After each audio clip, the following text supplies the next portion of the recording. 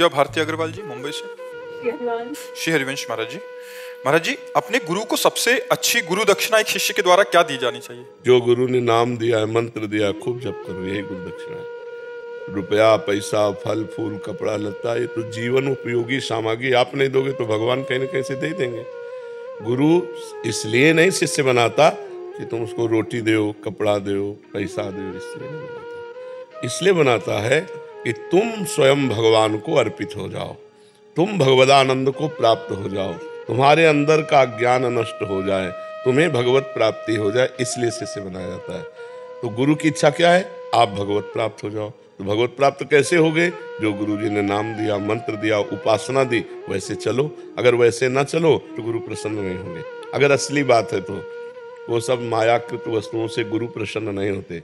गुरु प्रसन्न होते हैं मन वचन कर्म से, उनकी आज्ञा का पालन करें।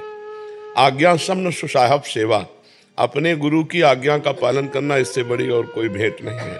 और गुरु की सबके लिए एक ही आज्ञा है कि तुम भजन करके, अच्छे आचरण करके भगवान को प्राप्त हो जाओ। ये फल फूल, रुपया, पैसा, खान पान, ये तो विश्वम्भर भगवान उनकी शरण में हो तो देते हैं, चराचर जीव को देते हैं। तो संतों का भरण पोषण नहीं करेंगे क्या? और फिर इतने दिन भजन करने के बाद अगर गुरु की आशा शिष्य पे लग जाए कि ये हमारा भरण पोषण करे, तो गुरु किस बात का? वो तो शिष्य से भी गिरा हुआ आदमी है। मान लो शिष्य तो अपने को संसारी मानकर तुम्हारी शरण में आया और तुम शिष्य से अपना आशा रखते हो, तो तुम तो शिष्य से भी ज्यादा गिरे हो। तब लग जोगी जगत गुरु, जब लग रहा है निराश, और जब आशा मन में भई तो जग गुरु और जोगी दास। जग गुरु और जोगी दास, जब आशा मन में भई। तो गुरुजनों की आशा एक ही है कि चराचर जगत भगवत स्वरूप है, ऐसा तुम समझ जाओ और खूब भगवान का भजन करके भगवान को प्राप्त हो। यही सबसे बढ़िया भेंट है। अगर संसारिक भेंटे की बात कही जाए तो वो गुरु को नहीं चाहिए। अगर आपने मान लो कोई वस्तु दी तो उसकी व्यवस्था है, और जब वस्तु ही नहीं तो व्यवस्था ही नहीं। हर समय भजन में लगे। और रही इस शरीर के पोषण की बात, वो तो भगवान की जिम्मेदारी। योगक्षेमम भाम्यहम, आप सब चले जाओ। देखो किसी से मांगा जाता है क्या? बिना मांगे अन मांगे आगे आवे गो, जीव पल लागे पल को। भगवान दे रहे, किसी से कोई संकेत भी नहीं किया जाता। तो गुरु को आवश्यकता है आपके मन वचन कर्म से आज्ञा पालन की, ना कि रुपया पैसा भेंट सामग्री की। अगर आप अपने गुरुदेव की आज्ञा का पालन करते हैं तो आप सच्ची भेंट दे रहे हैं। और यही भेंट के लिए तो हमारा आपका संबंध होता है कि आप हम एक हो जाएं। हम जहां हैं वहीं आप पहुंच जाओ, ये इसीलिए तो संबंध होता है। ये थोड़ी कि तुम जाओ वहां हम पहुंच जाएं, है? तुम जहां हो वहां हम पहुंच जाए, इसलिए थोड़ी होता है। हम जहां हैं वहां तुम पहुंच जाओ। तो गुरु निष्काम अवस्था की चरम सीमा भगवत स्वरूप में, तो आप भी पहुंचो वहीं भजन करके। यही भेंट है। राजेंद्र कुमार जी। श्री हरिवंश महाराज जी। महाराज जी, हमारे जो शरीर में जीवात्मा है वो हमें सही गलत करने का प्रेरित करती है या हमारा मन? पहली बात तो यह ज्ञान की बात है आपकी। हमारी जीवात्मा हमें प्रेरित कर रही है, मतलब दो चीज हो गए इसमें। जीवात्मा एक अलग हो गया और आप अलग हो गए, नहीं हो गए? देखो ना, फिर कुछ प्रश्न करो। महाराज जी, जो शरीर में जीवात्मा है वो हमें सही गलत करने का प्रेरित करती है ना? हमारा जीवात्मा अलग हो गई, हमें अलग हो गए? नहीं, तुम ही हो जीवात्मा, तुम ही हो जीवात्मा, तुम और कोई नहीं। क्यों? कि कोई अंतर है? हाँ, सोचा शायद मिस्टेक हो रही हो हमसे। जीवात्मा आप ही है ना। तो अब आपको गलत सही का निर्णय आप ही दे रहे हैं, कोई और दे रहा है क्या? अब मानना न मानना ये बुद्धि और मन के अंतर्गत की बात है। तो आप मन बुद्धि नहीं है, आप जीवात्मा है। जब मन बुद्धि कोई गलत चाल चलना चाहता है तो अंदर से प्रेरणा होती गलत है। पर आप अपने स्वरूप को न जानकर मन बुद्धि में तन्मय होने के कारण आप मन बुद्धि की बात मान लेते हैं, अपनी बात आप नहीं मानते। अपनी बात को ठुकराकर दूसरे की बात मान लेते हैं, मन बुद्धि की। इसीलिए जेल भरी पड़ी है, इसीलिए नरक जाना पड़ता है, इसीलिए दुर्गति होती है। यदि आप अपनी बात मान लें और मन की बात ना माने तो किसी से पूछने की जरूरत नहीं, आप ब्रह्मज्ञानी हो जाएंगे, आप भगवत स्वरूप में स्थित हो जाएंगे। समझ पा रहे आप? लेकिन हम अपनी बात को ठुकरा देते। बोले यार अंदर से आया था हमारे कि नहीं करना है, पर हमने कर दिया। तो अंदर से जो आया था वो आपकी बात थी, बाहर से जो कह रहा है कि मुझे यही करना, ये मन की बात है। मना खष्टान इंद्रियाणि प्रकृति स्थान कर सती, मन 5 ज्ञान इंद्रियों के साथ प्रकृति जन्य भोगों में जा रहा है, वो अंतरात्मा उसे मना करती है। परमात्मा आनंद की प्राप्ति के लिए हमारा मानव जीवन हुआ है। हम भोगानंद में मस्त हो रहे हैं। भोगानंद से हटे तो हमारा स्वरूप ही आनंद में, हमारा स्वरूप ही आनंद में, कोई और आनंद कहीं से आना थोड़ी है। जो आनंद सिंधु सुख राशि हमारा अंशी है, वही हमारा सुख राशि स्वरूप चेतन अमल सहज सुख राशि ईश्वर अंश जीव अविनाशी। समझ पा रहे हो? तो हम अपनी बात समझें, वो हमारी बात। जीवात्मा कौन है? हम ही तो हैं। हम अपनी बात ठुकरा कर मन की बात मान लेते हैं तो मनमानी हो जाता है, और मनमानी में दंड है। अगर हम आत्मा की बात माने, गुरु की बात माने, शास्त्र की बात माने तो हमारा कल्याण हो जाए। पर हम मन की बात मान लेते हैं, मन फंसा रहा है 5 इंद्रियों के साथ भोगों में, तो हमसे गलती हो जाती है। छोटे छोटे भोग में भी मन फंसता है, नाम लेने पर भी छोटे छोटे भोगों में भी मन फंसता है, नाम लेने पर। बिल्कुल बिल्कुल, मन का तो कार्य ही है वो। छोटा छोटा व्यसन, बीड़ी तंबाकू चाय पानी, छोटे छोटे व्यसन हम नहीं छोड़ पाते, फिर संसार के और बड़े भोग तो है। भजन करो तो सब छोड़ सकते हो। नहीं करना है। अगर आप भजन और बढ़ाओ, भजन की क्षमता बढ़ेगी तो भोग त्याग होता जाएगा। और भोग त्याग अगर ना भी हो पाया तो बांध नहीं पाएगा। भजन में बहुत बड़ा बल है। देखो, अपने पुत्र के लिए नारायण बुलाया तो भगवत प्राप्ति हो गई। हम जानबूझकर राधा राधा बोलेंगे तो हमें भगवत प्राप्ति नहीं हो जाएगी। तो हम खूब नाम जप करें, भोगों का चिंतन ही न हो पावे, त्याग भाव से भी न चिंतन हो पावे, उसका चिंतन ही करना खराब है। हम भगवान का चिंतन करें, और बिना भोगे शरीर चल नहीं सकता, ये भी बात समझो। शरीर के लिए पानी का भोग चाहिए, भोजन का भोग चाहिए, आवश्यक घी दूध चाहिए, आवश्यक फल फ्रूट चाहिए। अगर ये नहीं जाएंगे तो शरीर नहीं चलेगा। चाहे जितना बढ़िया गाड़ी हो, अगर पेट्रोल नहीं डालोगे तो गाड़ी हवा में थोड़ी उड़ेगी। उसको पेट्रोल चाहिए। अब कह दे त्यागी हो जाए पेट्रोल की तो गाड़ी नहीं चलेगी। तो इस शरीर में कुछ भोग आवश्यक हैं, जैसे हमारे प्राण का पोषण वायु, जल, अन्न, इनसे होता है, जरूरी है। अब अन्न जरूरी है, ना कि स्वाद जरूरी है। अगर रोटी दाल सब्जी से हमारे प्राणों का पोषण हो रहा है तो बर्गर पिज्जा और चाउमीन, इनकी जरूरत क्या है? आप समझो। अब ये जो चाहत है ये हमें मिटानी है। भगवान की कृपा से अगर घर में बढ़िया हमें दूध रबड़ी रसगुल्ला मिल रहा है तो जय जय आपकी, और अगर नमक रोटी मिल रही तो जय जय आपकी। पर जरूरी है विषय, प्राणों का पोषण करने के लिए अन्न वायु जल जरूरी है। जैसे गाड़ी में पेट्रोल डलवाया जाता है तो एक और भी चीज पड़ती है, ऐसे घी चाहिए, घी दूध ये चाहिए। अब नहीं है तो फिर केवल रोटी से भी काम नहीं चलेगा, समय समय पर इसको विटामिन भी चाहिए।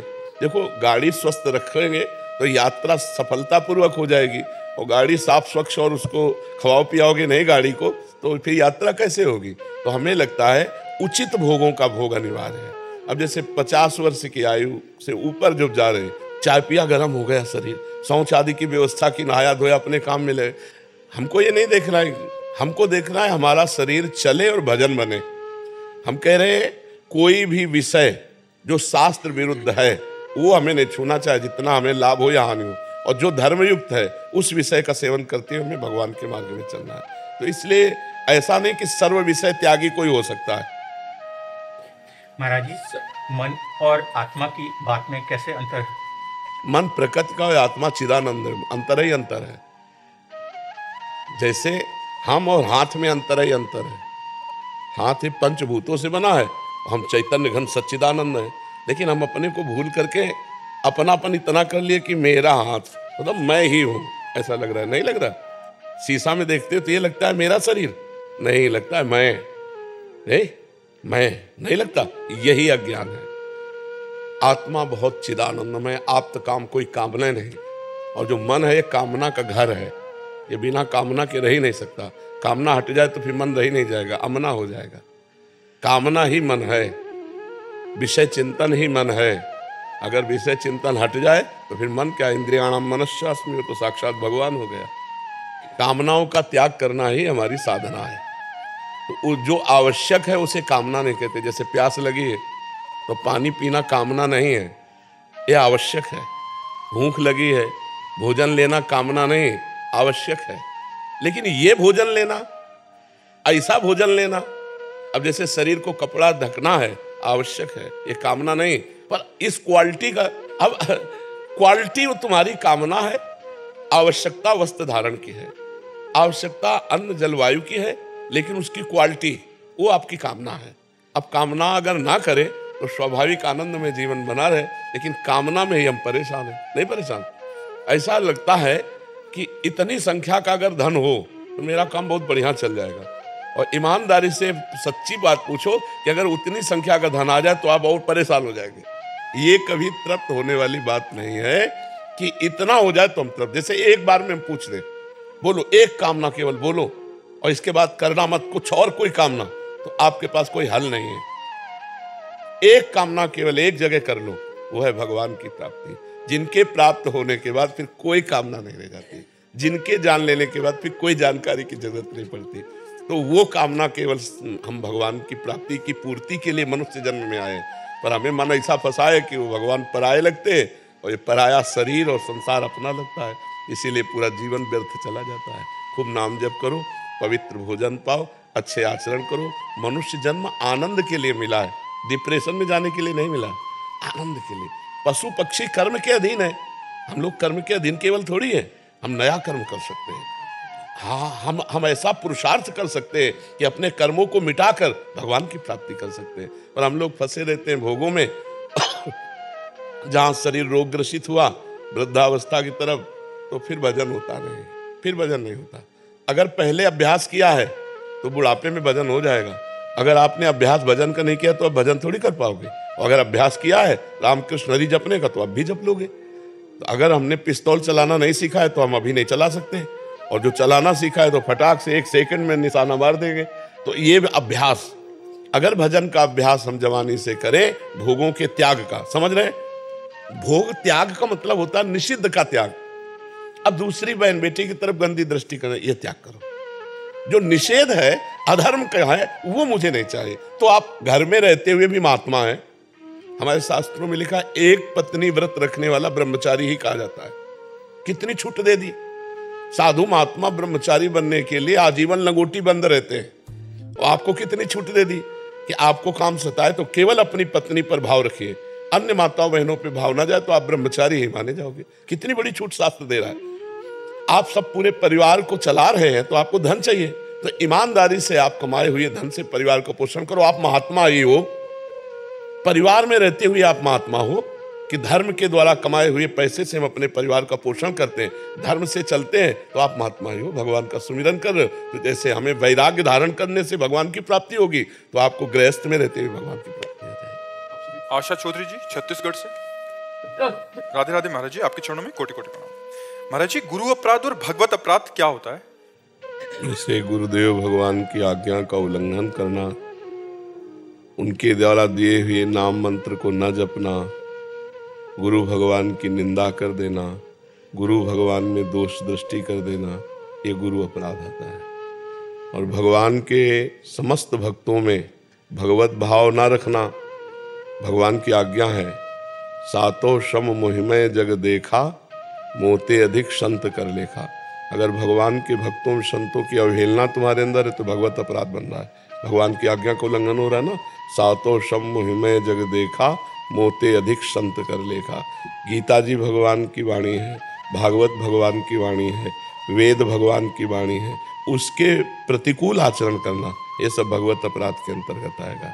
गुरु और भगवान की आज्ञा का उल्लंघन करके मनमानी आचरण करने से गुरु अपराध भगवत अपराध बन जाता है। भगवान और गुरुदेव दो नहीं है, एक ही है। गुरु ही भगवान है, भगवान ही गुरुदेव है।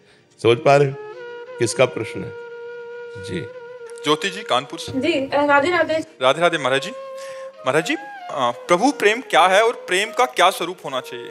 क्या प्रेम अपनी इच्छाओं के लिए करना चाहिए, भागवतिक आशीर्वाद समझकर? हमें लगता है सबसे पहले को भजन करना चाहिए। बिना भजन के बातें नहीं समझ में आएगी, क्योंकि भगवान और भगवान का प्रेम ये दो नहीं है। भगवान ही प्रेम स्वरूप है, प्रेम ही भगवान है। जो प्रीति है, जो भाव है, वही भगवान है।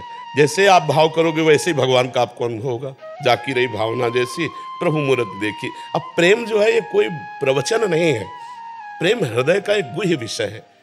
सूक्ष्मतरम, जो नारद जी ने प्रेम की व्याख्या की तो सूक्ष्मतरम, बड़ा सूक्ष्म है। अनुभव स्वरूपम, केवल अनुभव में आने वाला है। अनिर्वचनीयम प्रेम स्वरूपम, प्रेम का स्वरूप वाणी के द्वारा वर्णन नहीं किया जा सकता, जो किया जाता है वो बाहरी बात है।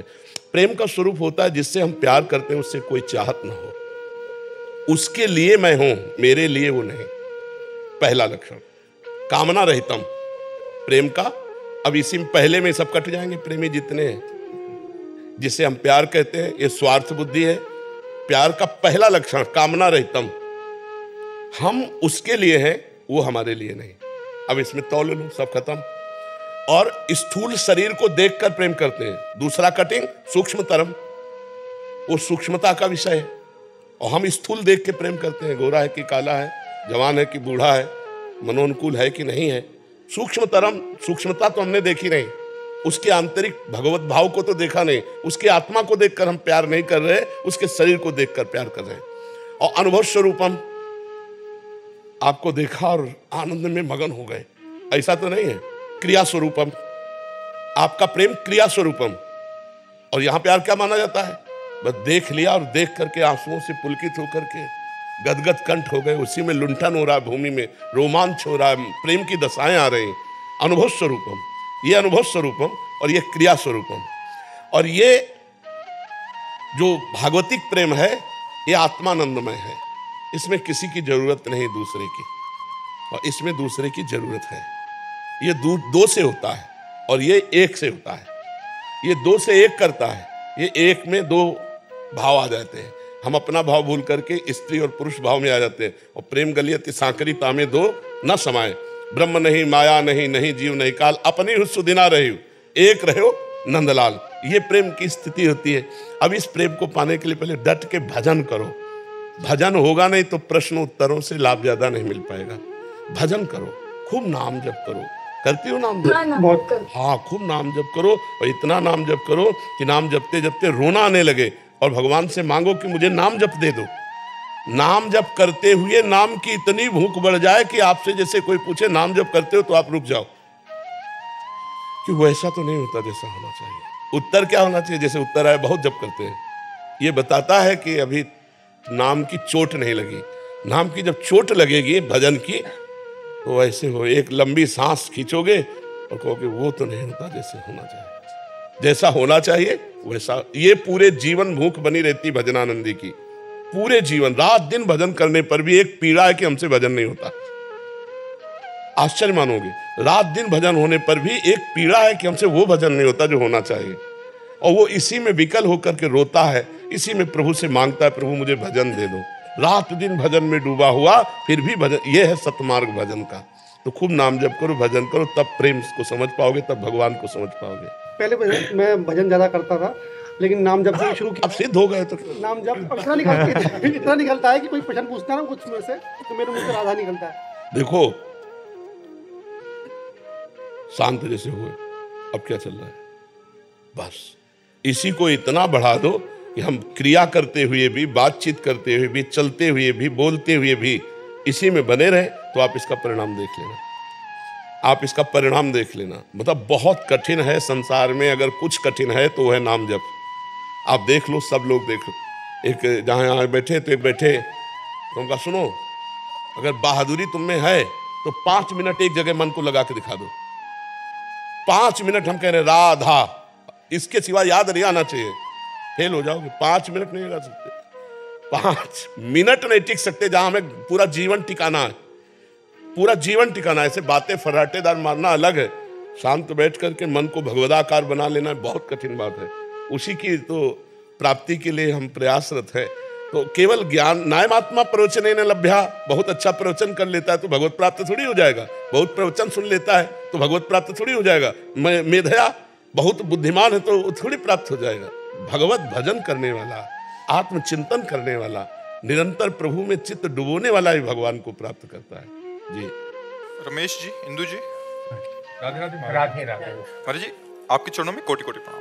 महाराज जी पिछले कुछ समय से आपका सत्संग एकांतिक वार्तालाप श्रवण करने का सौभाग्य प्राप्त हो रहा है।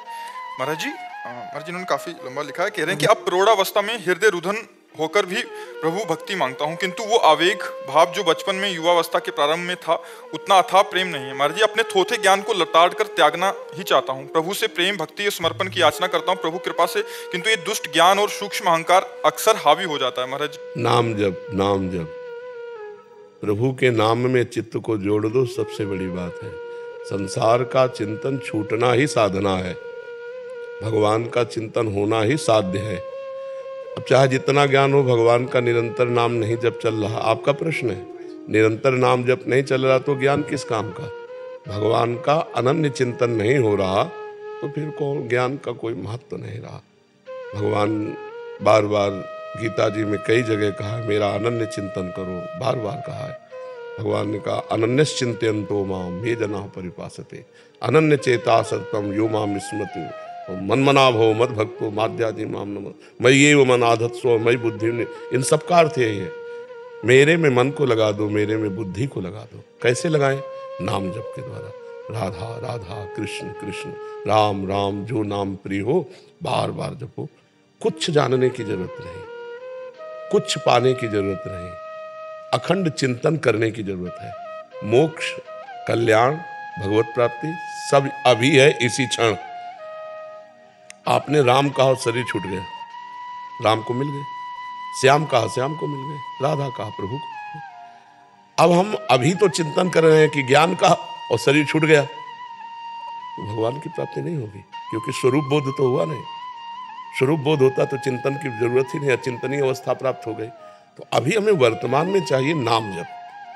भगवान के नाम जप से बढ़कर कोई ज्ञान नहीं, भगवान के नाम जप से बढ़कर कोई व्रत नहीं, भगवान के नाम जप से बढ़कर कोई दान नहीं, भगवान के नाम जप से बढ़कर के कोई विद्या नहीं। इसलिए नाम जप करो, अभी विश्राम मिल जाएगा। पायो परम विश्राम राम समान प्रभु नाय, हृदय चैन में आ जाएगा। अब चिंता नहीं, क्योंकि अभी और चिंता मृत्यु की आएगी। श्रवण समीप भये श्रुत केसा मनो जरठपन असुपदेशा। अब इसके बाद मृत्यु दशा है। अब उस समय पीड़ा में अगर अभ्यास नहीं किया तो ज्ञान थोड़ी टिकेगा, उस समय नाम टिकेगा। भगवान ने कहा कि मृत्यु या मूर्छा की अवस्था में जब मेरा भक्त होता है, जिस समय वो मेरा स्मरण करने में असमर्थ होता है, उस समय मैं स्वयं उसका स्मरण बन करके उसके हृदय में स्फुरित हो जाता हूं। हमको ये बात चाहिए कि अगर यही था महाराज की बहुत ज्यादा आनंद आता था में हम नहीं है, खोया। वो खोया क्यों? भोगानंद, भोगानंद विषयानंद, यही भगवदानंद के ऊपर बाधक डालता है। तो फिर ज्ञान क्यों नहीं मर जाता? ज्ञान क्यों नहीं चला जाता? ज्ञान कहते हैं जाए, वो क्यों नहीं जाता? अभी ज्ञान है ही नहीं आपको। अगर ज्ञान हो जाए तो जे ही जाने जग जाए हेराई, जागे जथा स्वपन भ्रम जाई, सोई जाने जेहि देहु जनाई, जानत तुम्हीं हुए जाई। कोई प्रश्न ही नहीं। जब जान गए तो कोई प्रश्न नहीं, ये संसार फिर नहीं रहता, फिर ब्रह्म अनुभूति होती। सर्वम खलविदम ब्रह्म, सीए राम में समझ। क्या सिर्फ कृपा दृष्टि से नहीं हो सकता आपके सब ज्ञान? सब कृपा दृष्टि नाम में छुपी हुई है। नाम जब अगर ना करो, अगर संतों की कृपा से केवल बात बन जाए तो हम किसी को साधन पक्ष में लगने की बात ही ना कहें, केवल ऐसे कह दे जाओ तुम्हारा कल्याण हो जाएगा। लेकिन तुम अगर नाम जप नहीं करोगे, अच्छे आचरण नहीं करोगे, भगवत शरणागत नहीं होगे, तो कहने से कल्याण हो जाएगा क्या? आज तक किसी भी ऋषि परंपरा में हमें बता दो कि साधन ना बताया गया हो और साध्य की प्राप्ति हो गई हो। ऐसा नहीं होता, आपको साधन करना पड़ेगा, नहीं तो भगवान सामने खड़े। क्यों कहते अर्जुन से मेरा चिंतन करो तब मेरी प्राप्ति होगी? सामने खड़े हैं भाई। हम तुम तो मान लो, तुम हमें संत मानो, हम आपको गृहस्थ भक्त माने, लेकिन वहां तो भगवान स्वयं खड़े हैं और फिर कह रहे मन मना भो मद भक्तो माद्याजी माम नमस्कुरु। मेरे मन वाला बन, मेरे में मन को लगा, मेरे को नमस्कार कर, मेरा चिंतन कर। क्यों कह रहे भाई? ये तो करना पड़ेगा। अगर आप भगवत चिंतन नहीं करेंगे तो आपके खाए पेट भरेगा, आपके भजन करने से भगवत प्राप्ति होगी। संत महात्माओं का संग, भजन करने की पद्धति, भजन का उत्साह, भजन का बल, ये प्रदान करते हैं और भगवत प्राप्ति भजन से होती है। समझ पा रहे हैं आप? बलराम जी, बागपत, श्री हरिवंश महाराज जी। महाराज जी, ये मन ही बंधन का कारण है, ये मन ही मोक्ष का कारण है। महाराज जी, भगवान श्री कृष्ण गीता जी में अर्जुन से कहते हैं, तू अपना मन मुझ में लगा दे, अनन्य भाव से मेरा चिंतन कर। महाराज जी, मेरा प्रश्न है कि मन की चंचलता और संसार का व्यर्थ चिंतन ऐसे में कैसे छूटेगा? हम कह रहे होने दो, हमें कोई परेशानी नहीं। किसका प्रश्न है? होने दो। राधा राधा राधा, ये तुम पकड़ो। उसे छोड़ नहीं सकते तो पकड़ लो ना, उसे रोक नहीं सकते तो इसको तो पकड़ लो, और ये पकड़ लो, छूट जाएगा। अगला कदम जमाओ सही तो पिछला उठ जाएगा। अब अगला जमाओ नहीं तो पिछला उठाने की कोशिश करोगे तो धम्म से गिर जाओगे, और दूसरा उपाय है नहीं। हम कह रहे हैं बिल्कुल चैन में हो जाओ, हमारी बात को मान लो, आप बिल्कुल चैन में हो जाओ। अभी मन को जितना गंदा सोचना सोचने दो, मन को जितना चंचल हो रहा होने दो, तुम गलत मत करना उसके अनुसार। और राधा राधा राधा, अगर वो ठीक ना हो जाए तो मुझे बताओ, क्या हमारे सोचने से उसकी चंचलता चली जाएगी? क्या हमारे रोकने से वो रुक जाएगा? तूफान कहीं रोकने से रुकता है? मन तूफान का भी बाप है। अगर अपने पे आ जाए तो कोई इसे ताकतवर पैदा नहीं हुआ कि रोक ले इसे। एक सेकंड में कहां पहुंच गया पता है? बहुत चंचल, इस चलायमान, इसको रोक सकता है तो भगवान या भगवान का नाम, भगवान या भगवान का नाम। तो भगवान क्यों रोकेंगे? उन्होंने तो बनाया ही त्रिगुण माया। अगर उनको रोकना होता तो रोक लेते ना। अब भगवान का नाम रोकेगा। नाम पे ध्यान दो, सब प्रपंच खत्म ना हो जाए तो हमसे बताना। प्रपंच का ध्यान क्यों? इनके मन में क्या चल रहा है, तुम्हें क्या परेशानी? तो तुम्हारे मन में चल रहा है क्या परेशानी? तुम और मन बिल्कुल ऐसे अलग हो जैसे ये हम अलग अलग हैं। तुम मन थोड़ी हो। तुमने इतना प्यार मन से कर लिया इसलिए वो बर्बाद कर रहा है तुम्हें। थोड़ा उससे अलग हटके देखो। जब संसार में चल जाना नाम एकदम छूट गया हमें। और ये कमी तुम्हारी है, नाम क्यों छोड़ देते? वो संसार में गया तो तुम भी संसार चले गए। वो संसार में जा रहा है, तुम देखो आराम से। राधा राधा, जा कुछ करके दिखा मेरे बिना। कुछ नहीं कर सकता मन कुछ नहीं कर सकता आपके बिना प्रभु। आप सामर्थ्यशाली हो, मन इतना सामर्थ्यशाली नहीं है। आप अपने सामर्थ्य को भूल गए हो। अगर आप अपने सामर्थ्य में जागृत हो जाओ तो कल से मन तुम्हारा गुलाम हो जाएगा। लेकिन आप अपने सामर्थ्य को भूल गए तो मन के गुलाम हो गए आप। तो नाम जप करो, आपकी सामर्थ्य जागृत होगी। आध्यात्मिक शक्ति से ही होता है। ठीक है। शेखर जी, हिमाचल प्रदेश से। राधा वल्लभ श्री श्री हरिवंश महाराज जी। महाराज जी, हरिराम व्यास जी एक पद में कहते हैं कि हरि जी हम कब होंगे ब्रिजवासी। महाराज जी, वो तो ब्रिज में ही रहते थे, उसके बाद नहीं, ये तब का पद नहीं, ये तब का पद नहीं। ये पद है जब ओरछा में रहते थे। 5 पद ओरछा में उन्होंने रचे थे। महाराज जी, जैसे विधान है ना कि ब्रिजवासियों से मधुकरी मांगते हैं, ब्रिजवासियों के प्रति संशय उत्पन्न नहीं होना चाहिए, गलती से भी अपराध लगता है। तो महाराज जी, हम जैसे ज्ञानी जन ये कैसे पता कर लें कि कौन पक्को ब्रिजवासी? क्योंकि जो मकान लेके यहाँ रहता है, क्या वो भी ब्रिजवासी जमीन? मानते हैं कि भगवान के सब धाम में जो वास करते हैं, हम इसमें भेद बुद्धि न करेंगे। हमारा जहाँ भाव बना मांग लिया, खा लिया। तो ब्रजवासियों में भेद दृष्टि की अमुख है, ये अमुख है, ऐसा ये 10 वर्ष से है, ये 100 वर्ष से है। जो ब्रज में वास कर रहा है सब ब्रजवासी है। सबको प्रणाम है। सबकी रज चाहिए चरण रज, सबकी जूठन मिले कृपा मिले। ऐसे इस धाम में रहा जाता है, सबसे झुककर, सबसे नम्र बनकर। विनाक्षी संदीप जी, ऑस्ट्रेलिया से। श्री हरिवंश। श्री हरिवंश महाराज जी, आपके चरणों में कोटि कोटि नमन। महाराज जी, पुराने समय में संत महात्मा ग्रस्त जीवन का भी पालन करते थे और मोक्ष प्राप्ति करते थे। तो महाराज जी, वैराग्य की क्या आवश्यकता है? वैराग्य की आवश्यकता या केवल कपड़ा उतार के बाहर चले जाने को वैरागी कहते हैं क्या? किसका प्रश्न है? हमें बात समझना है। केवल स्त्री संभोग ही गृहस्थ मार्ग थोड़ी है। केवल कपड़ा उतार के फेंक देना ही वैराग्य मार्ग थोड़ी है। आसक्तियों का नाश किए बिना भगवत प्राप्ति जिसको हो गई वो हमें बता दो। किसी एक ब्रह्म ऋषि का नाम लो जो खूब भोगी और नाना प्रकार के विषयों का सेवन करने वाले और भगवत प्राप्त हुए। जिन महात्मा का नाम लोगी ना तो उनके घर में खाने को भी नहीं मिलेगा। निरंतर भगवदाकार अस्थिमात्र हो रहे शरीरा और उनकी पत्नी देवी 8 पहर ऐसे तपस्वी पति की सेवा में, और फिर उनसे जो संतान हुई वो ब्रह्म ऋषि। तो ऐसे थोड़ी जीवन में 1-2 बार संतान उत्पत्ति के लिए पत्नी का सहवास किया। 10-10 हजार वर्ष तक तपस्या करके तू पत्नी चाह रहे हैं। करदम जी ने 10,000 वर्ष तपस्या करके तब भगवान जब प्रकट हुए तो उनसे कहा मुझे पत्नी चाहिए। तब देवहूति जी महाराज मनु की पुत्री पत्नी रूप में मिली। फिर तपस्या में संलग्न हो गए। फिर इसके बाद सेवा में देवहूति जी कितने वर्षों तक रही। फिर एक दिन देखा देवहूति जी की तरफ तो मानो उन्होंने कहा कि प्रभु, भावना में देखा कि देवहूति जी कह तो नहीं पा रहे लेकिन मानो ये चाह रहे कि गृहस्थ धर्म का मुझे फल मिलना चाहिए। तो अपने तपोबल से उन्होंने ऐसा विमान बनाया 9 खंड का और कहा स्नान करो सरोवर में तो दिव्य देव शरीर 9 रूप धारण करके करदम जी ले 9 कन्याएं प्रकट की और भगवान कपिल देव जी वहां प्रकट हुए, जिन्होंने उपदेश देकर माता पिता दोनों का परम मंगल किया। तो इनको आप वैरागी कहेंगी या गृहस्थ कहेंगी? आप विचार करके देखो, जिस ऋषि का नाम लो, आप हमें बताओ। अब हम लोगों के भाग्य में वैराग्य मार्ग लिखा है, हम लोगों के भाग्य में भोग नहीं लिखा है, तो हम इस मार्ग से चल के भगवान को प्राप्त कर रहे हैं। आप लोगों के भाग्य में भोग है, तो भोग को योग बनाते हुए भगवान की प्राप्ति करो। ऐसा थोड़ी कि तुम मनमाने भोग करो और भगवान को प्राप्त हो। तुम भगवान को प्राप्त हो क्या? इतने कितने भगवान को प्राप्त हैं? हमें बताओ। भोग तो भोग रहे हो, कितने भगवान को प्राप्त हैं? तो वैरागी कितने भगवान को प्राप्त है? और जो रात दिन भजन में लगा है और भगवान को भोग लगा करके हर वस्तु भगवान नाथ सकल संपदा तुम्हारी मैं सेवक समेत सुतनारी, वो गृहस्थ भगवान को प्राप्त हो जाएगा। भगवान को जो भजेगा वो भगवान को प्राप्त होगा, चाहे गृहस्थ हो चाहे विरक्त हो। अब कहते बनने की क्या आवश्यकता है? तो देखो भगवान की संपूर्ण सृष्टि है। सबसे पहला भगवान का अवतार हुआ सृष्टि में, जो सबसे पहला वो त्यागी और सन्यासी का ही हुआ। सनक सनंदन सनातन सनत कुमार सबसे पहले हमारे पूर्वज हैं सृष्टि के। 4 ब्रह्म ऋषि प्रकट हुए। वैराग्य। हम लोग भजन अपने लिए नहीं करते, तुम्हारे लिए करते हैं।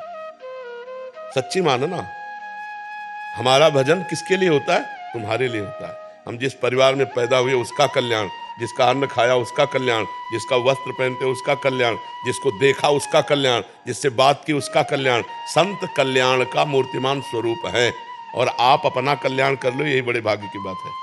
अगर गृहस्थ और विरक्त का भेद पूछो तो आप अपना कल्याण करने में नाको चना चबा लेंगे और वो सतरति सा लोकान तारयति, वो स्वयं तर जाता है और लोगों को तार देता है। मम भक्ति तो भुवनम पुनातु, त्रिभुवन को पावन करने की सामर्थ्य उस महात्मा में होती है जो काछ वाच मन निश्चल राखे, धन धन जननी तेरी रे। नरसिंह मेहता जी कहते हैं, जो लंगोटी का पक्का, जीवन में कभी गलत आचरण नहीं किया, जबान का पक्का और मन का पक्का, वो भगवान का पक्का दास पूरे विश्व का कल्याण कर सकता है। सर्वे भवन्तु सुखिनः सर्वे। अब ये घर में लड़का बच्चा के बीच में रह के नहीं हो सकता है। जब मन आया तब स्त्री भोग भोग लिया, जब मन आया तब भोजन पा लिया और जब मन आया तब सो गए। जो भोग मन आया, और यहाँ भूख लगी, हफ्तों भोजन नहीं मिले, तो भगवान को थोड़ी छोड़ा, किसी की याद थोड़ी आई। ये केवल भगवान का प्यार चाहिए, मुझे नहीं चाहिए किसी का प्यार। आज तक एक दोस्त नहीं। आप सही निकल गए, उस टाइम कोई बॉयफ्रेंड गर्लफ्रेंड का पंगा नहीं था। बहुत सही निकल गया आपको सच्चे। हमारे जो जमाना है, हमारी जो पीढ़ी है, जैसे हम बाहर घूमते रहते हैं ना, तो बाबा जी ऐसे गर्लफ्रेंड नहीं है ना, उसको सोचते हैं अरे कैसा इंसान है, इसकी गर्लफ्रेंड नहीं है, मतलब कि उसको गिनते ही नहीं है। जैसे ही है, बस कोई काम का नहीं है, कोई दोस्त नहीं बनने का, सोचे कि यार ये तो इसको दूर करो। वैसे हमारे समय में नहीं था ये। जब स्कूल जाते थे तो ये मतलब ये कोई प्रपंच की बात ही लेते घर नहीं है, तो लोग हमसे कहते हैं तुम्हारी तो कोई गर्लफ्रेंड ही नहीं है। भगवान को बनाया, इतना बढ़िया दोस्त है भगवान। प्रिया प्रीतम से मस्त रहो। देखो ऐसे हमें दोस्त मिल गए दोनों, प्रिया प्रीतम, श्यामा श्याम, कि पूछो मत, हमें किसी की जरूरत नहीं। ये तो भगवान ने सेवा दी, इसलिए आपके सामने बैठ के बात करते हैं। नहीं, ऐसे बैठने में जो सुख है वो ऐसे बैठने में नहीं है। आप समझ लो, हमें भी आप मिल गए। हम अपने सुख का त्याग कर, तभी कह रहे कि वैराग्य लेने की जरूरत क्या है।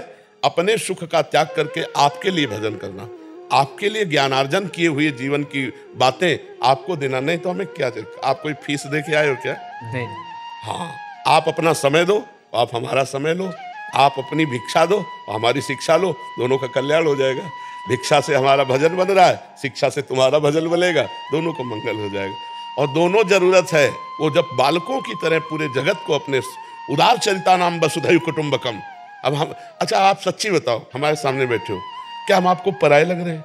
नहीं। एक बात बता लो, ऐसा नहीं लगता ना कि ये हमारे हैं, हमारे घर के हैं? तो क्या ऐसा गृहस्थ किसी गृहस्थ से कह सकता है? ऐसा देख सकता है? आप क्यों देख रहे हैं? क्योंकि हमारा कोई नहीं है आपके सिवा, आप सबके सिवा हमारा कोई नहीं। इसलिए आप सबको ये दिखाई देगा कि बाबा जी पर्सनल मेरे लगते हैं, बाबा जी ऐसा लगता है कि मेरे हैं। नहीं लगता है, क्योंकि हमारा कोई नहीं है। और अगर हमारा कोई हो तो अभी ये बात लगना बंद हो जाएगी। इसलिए विरक्त अनिवार्य है, बिना विरक्त के जगत कल्याण नहीं हो सकता, जगत मंगल नहीं हो सकता। समझ है? राहुल त्रिपाठी जी, महाराज जी आपके चरणों में कोटि कोटि प्रणाम। महाराज जी, मैं भारतीय सेना में कार्यरत हूँ और श्री जी का प्रतिदिन नाम जप भी करता हूँ। महाराज जी, मेरा प्रश्न सिर्फ मेरा ही नहीं बल्कि देश के सभी जवानों का है। जब एक फौजी अपनी छुट्टी खत्म करके वापस ड्यूटी पे जाता है तब उसे घर की बहुत याद आती है। एक नन्ही सी बिटिया की आंखों के आंसू, पत्नी की तरसती हुई आंखें, माँ की खाली झोली। इसीलिए हम जैसे संत का सम्मान करते हैं ऐसे भारतीय सैनिक का सम्मान करते हैं कि कई कई महीनों तक वो अपने परिवार के वियोग में रहकर हमारे राष्ट्र की सेवा के लिए शरीर सुख की परवाह न करके, चाहे घोर बर्फबारी में लगा दिया जाए उसको, चाहे गोलीबारी में लगा दिया जाए, चाहे जहाँ लगा, मान लो बर्फ वर्षा जहाँ हो रही है, जहाँ निरंतर बर्फ गिर रही, जहाँ हम खड़े नहीं हो सकते, वहाँ उसकी ड्यूटी लगी। और अपने प्रियजनों का वियोग सबसे ज्यादा कठिन होता है, क्योंकि वो हम लोगों ने देखा है। अब जिस दिन से घर से निकले थे जीवन में घर नहीं गए, हमने तो मिटा दिया, अब ये तो उसका राग रखे हुए हैं, कितना इनको हर बार जलना पड़ता है। मान लो हमने तो एक निपटा दिया कि हम भगवान के मार्ग के प्रति हमें मिलना ही नहीं, अब क्या हो रहा है हमें मतलब नहीं, लेकिन इनको तो मतलब है ना। और राष्ट्र के लिए ये अपने जीवन को पता नहीं दोबारा में आके बच्ची को गली लगा पाएंगे कि नहीं, कोई भरोसा है। अब कहाँ ड्यूटी लगा दी जाए और कहाँ से गोली आ जाए। तो इसीलिए हम राष्ट्र के सैनिकों से प्रार्थना करते हैं कि आप अगर बिना भजन किए भी शरीर छोड़ोगे तो आपको जो बड़े बड़े यज्ञों का फल होता है स्वर्ग की प्राप्ति, वो स्वर्ग की प्राप्ति होगी। और अगर आप राधा राधा कहते हुए शरीर छोड़ोगे तो भगवत प्राप्ति होगी, जो बड़े बड़े योगी तपस्या करके प्राप्त करते हैं। बस आपको राष्ट्र सेवा के लिए आपको अपने मोह का बलिदान देना होगा, आपको सहना होगा कि हम तिरंगे के लिए अपनी बेटी, अपने पत्नी, अपने माता पिता सबको त्याग करके तिरंगे की रक्षा के लिए अपने जान अर्पित करते हैं। अगर बची जान तो उनके लिए है, नहीं तो तिरंगे को अर्पित करते हैं। सबसे ज्यादा भारत में सम्माननीय अगर कोई है तो त्यागी और वैरागी संत या सैनिक, हम दो को देखते हैं। मान लो आप बहुत बड़े पद में हो तो आपके साथ व्यवस्था है, अंगरक्षा है, आप अपने घर में चैन से अपने अनुकूल भोजन पा रहे हैं, समय पे सो रहे हैं, मनोरंजन कर रहे हैं। वो राष्ट्र का सैनिक, उसको जो मिला खड़े खड़े खा रहा है, जरूरत पड़ी तो गोली चला रहा है, या हर कष्ट सह रहा है। अपने परिवार से फोन से बात करने का भी समय उसको नहीं मिल सकता। अगर युद्ध क्षेत्र में लगा तो बात करने का भी समय, और हो सकता है आखिरी उसका जीवन हो, इसलिए हम नमस्कार करते हैं, हम उसको सल्यूट करते हैं। जो भारत का आर्मी का जन है, चाहे वो वायु, चाहे वो जल, चाहे वो पृथ्वी का लड़ाकू हो, उसको हम सम्मान देते हैं। और यही बलिदान आपको तिरंगे पे लपेटने का सौभाग्य देता है। हर भारतवासी सल्यूट करता है, हर भारतवासी प्रणाम करता है हमारे सैनिक को। यही बलिदान जो आप छोटे छोटे बच्चों के आंसुओं को ना देखकर अपनी ड्यूटी पर लगे हुए हैं, इसलिए आप उसको भगवान का चिंतन करते हुए प्रधानता राष्ट्र सेवा की रखो और गौड़ परिवार को रखो। समय मिला, जीवन बचा तो फिर मिलेंगे, नहीं तो राष्ट्र के लिए बलिदान है हमारा। तभी आपको सलाम करते, तभी सल्यूट करते हैं आपको। महाराज जी, आप हर प्रश्न का जवाब हो, आप हर दर्द की दवा हो आप।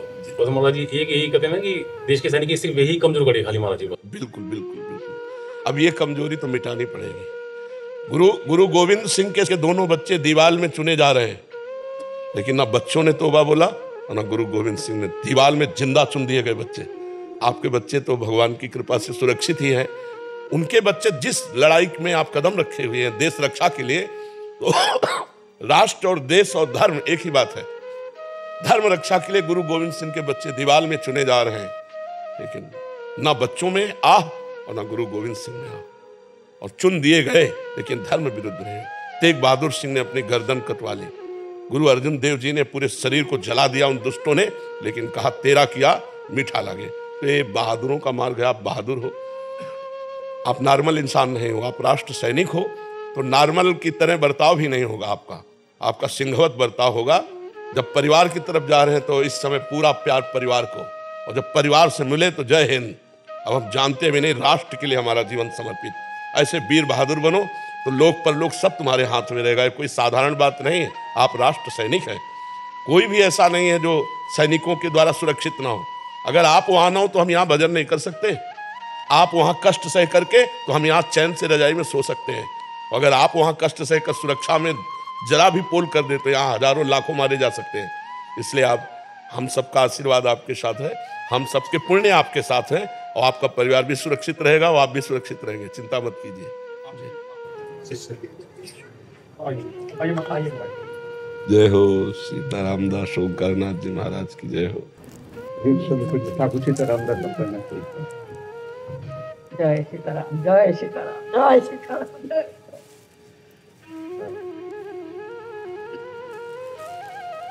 लाओ इनको सखियों को चुनरी आपको।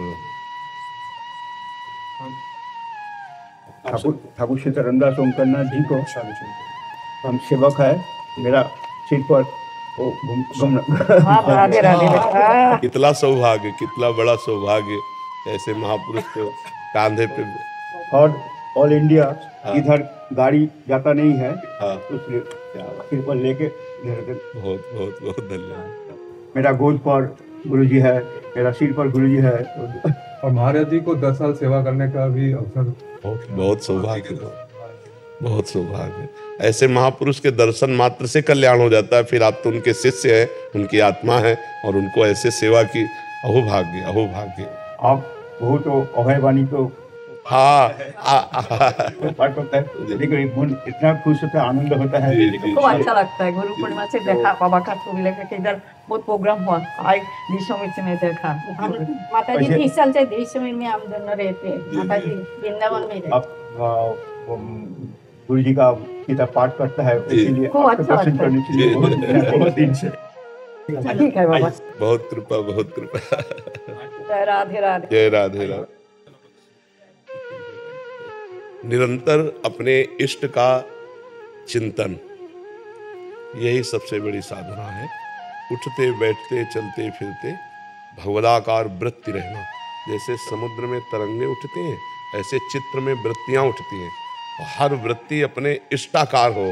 तो यही हमारी साधना है। हमारे जीवन का लक्ष्य है कि हम उठते बैठते चलते फिरते खाते पीते सोते जागते कभी अपने प्रभु का विस्मरण न होने दें। हर समय उनकी स्मृति, शरीर सेवा में और मन सुमिरन में, हर समय सुमिरन। ये सब शास्त्रों का सार है। अनन्य चेता सततम यो माम विस्मृति नित्यशा। अब इसको साक्षात्कार करना है।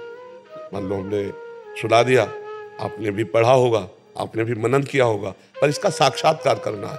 अनन्य चेता सततम यो माम स्मृति नित्यशा तस्याहम सुलभा पार्थ। अब मेरे लिए भगवान सुलभ हो सकते हैं, वैसे तो दुर्लभ है भगवत साक्षात्कार। कब? अनन्य चेता सततम यो माम स्मृति नित्यशा। और इससे बढ़कर कोई साधना नहीं। एक एक कदम भगवान के स्मरण में, एक एक चेष्टाएं भगवान के स्मरण से युक्त होकर शांत, ना किसी से प्रपंच की बातचीत, ना प्रपंच की बात से सुनना, सारे प्रपंच को भगवत में देखना और नाम जप करते हुए हर क्षण व्यतीत करना, ये सबसे बड़ी साधना है। ये सबसे बड़ा जीवन का लाभ है।